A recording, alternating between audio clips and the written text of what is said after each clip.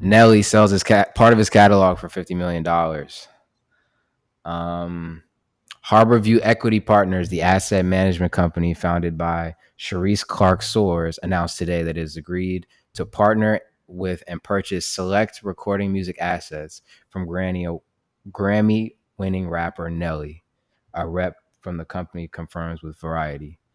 The deal was closed for $50 million and covered half of Nelly's recorded music assets. The deal includes Ride With Me, Dilemma featuring Kelly Rowland, Hot in Here. Oh, he sold Hot in Here? Yeah, bro. Yeah, Bro. bro. This is crazy. I guess, and this seeing these names is always really interesting because right after I clicked on this, another one popped up and said Wiz Khalifa sold part of his catalog. And I wonder which I'm gonna look this up I'm gonna ask you a question, then I'm gonna look up which songs he sold. But I always wonder, bro, like, is it, and I guess this is like pocket watching, right? Like, are they just strapped for cash? Are they just strapped for cash to the point where it's like, bro, I need a quick hit? Like, you know what I'm saying? Like like lifestyle inflation, rappers just are so used to spending money that at a certain point it's like it's already on the decline because they're older songs. So you sell it, hope they can market it and get the boost and you get the 50, but you don't own it no more. Like I always think about like what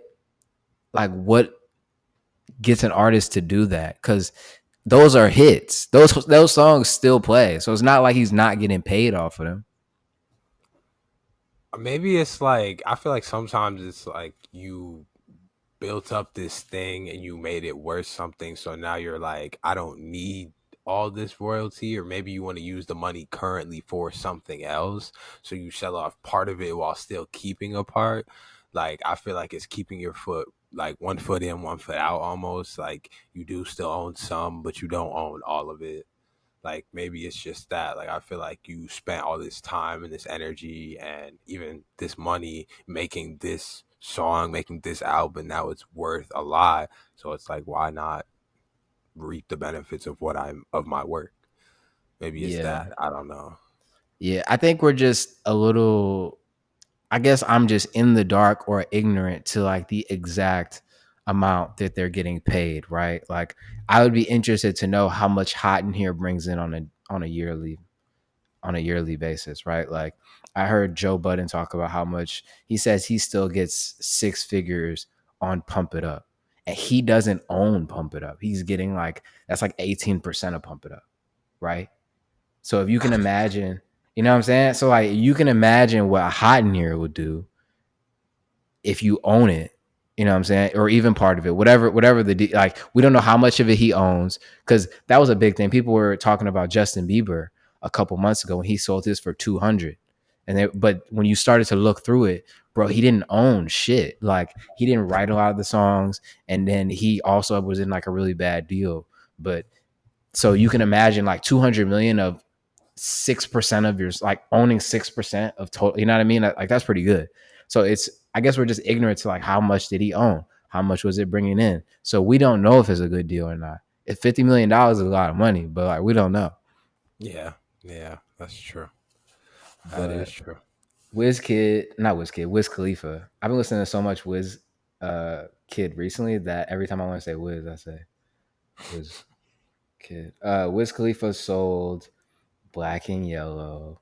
He He sold. sold let's say Wizkid is joining a growing number of artists who are selling their catalogs for big money. According to a press release, several of Khalifa singles like Black and Yellow, See You Again, The Thrill have been acquired in a new deal by the same group, Harborview Equity Partners. Um, let's see. Yeah, bro. They didn't give a dollar amount on this.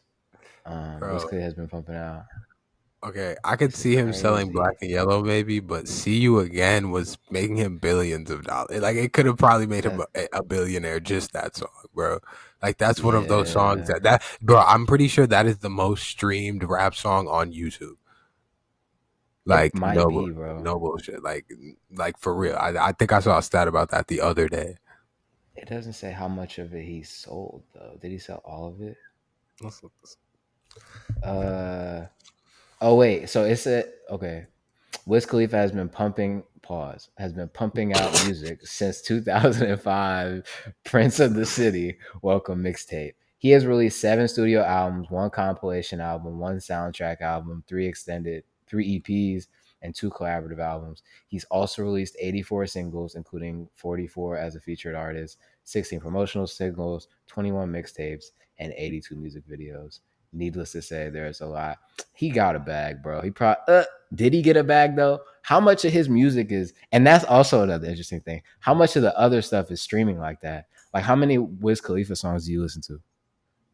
Probably about Probably about 10. I probably got 10 Wiz Khalifa songs I Right, listen to.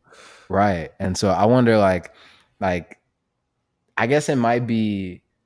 I don't know. These deals are interesting to me because, like, as an artist, it's like, what do you sell? Do you sell all of it? Do you sell single? Like, I would like, what's the point of selling a song that's not even streaming like that?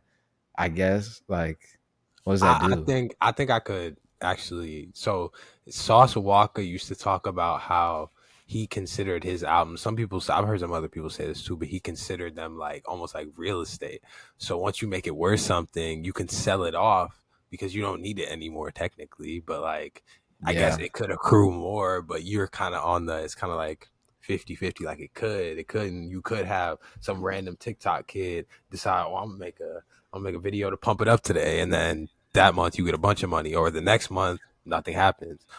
Yeah, I don't that know, but that is crazy. That is crazy too, because you don't know which songs are gonna pop off 20 years later. Like that dude, you don't know in 20 years or 30 years later, some homeless man or some dude that lives in a RV is gonna ride a skateboard down the street drinking cranberry juice and your song is gonna blow up. You don't know the that.